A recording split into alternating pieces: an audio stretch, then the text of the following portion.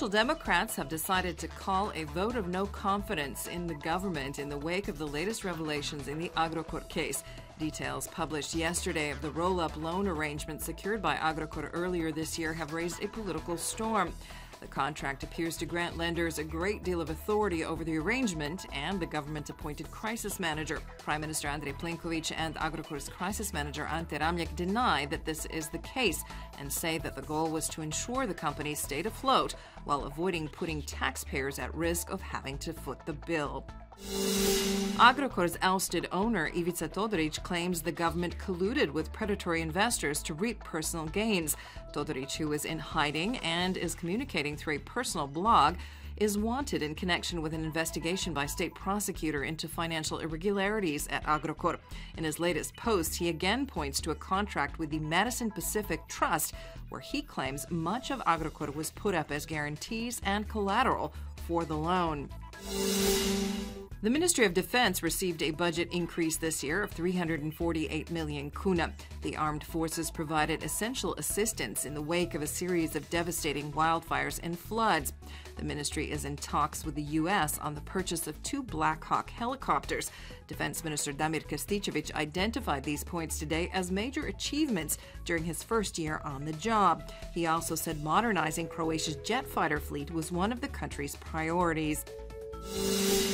President Kolinda Grabar-Kitarović is in Dubrovnik-Neretva County as part of her outreach program that has taken her office around the country to talk with locals about issues that concern them. On her third day there, the president is visiting the islands of Lastovo, Mljet, and Šipan. Lastovo has been struggling with inadequate ferry connections and a former military base, which is awaiting repurposing but is bogged down in bureaucracy. During a visit to a local school, the president also urged for more efforts to halt the exodus of young people from the island. A group of Croatian comic book artists have been working for American giant Marvel Comics for years. Dalibor Talajic and his studio colleagues have been drawing Superman, the Hulk, Shang-Chi, and Deadpool since 2009. However, there isn't much interest to develop Croatia's own comic book scene, which is limited to children's publications.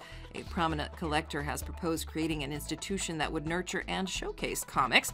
There have been some promises from city authorities in Zagreb, but it is still in the nascent stage of development.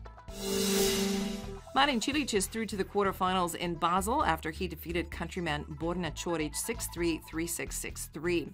Cilic has won all 5 matches the players have played against each other. Cilic is defending his title in Basel and will face Marton Fucovic of Hungary this afternoon in a battle for a spot in the semis. Croatia's handball team tied with Slovenia last night 26-all in their first friendly under their returning old coach, Lino Červar. Although the game ended in a tie, it is still uncertain whether Karacic's final goal landed before the final buzzer. This was a warm-up game ahead of the European Championships in January, which Croatia is hosting. Croatia hosts the return match on Saturday. Medveščak defeated the leading team in the EBEL League, the Vienna Capitals, last night by a score of 4-1, handing the Austrian team their first defeat of the season. This is Medveščak's 4th win out of 13 games played. The Bears are 9th in the rankings. They host Innsbruck tonight. Increasing clouds are expected in most of the country this afternoon and evening, starting in the north. There is a chance of occasional rain, which will travel from north to south. Dalmatia will see a few local showers as well. The coast can expect a light to moderate southeasterly, but winds will shift to a northeasterly later in the day, starting in the north and picking up speed as it moves southward. The day's highs will range from 15 to 20 degrees, slightly higher on the coast. Over the weekend in the interior, there is still a chance of light rain around midday Saturday in the east and the rest of the interior on Sunday. Northeasterly winds will fall on Saturday and shift to a rising southwesterly on Sunday. Northerly winds will return late Sunday evening. Temperatures will be slightly cooler, except for on Sunday when southeasterly winds will push up the temperatures a bit. On the coast, southwesterly and southeasterly winds will drive up temperatures on Sunday. It will be mostly sunny, but relatively windy with cooler temperatures tomorrow and on Monday.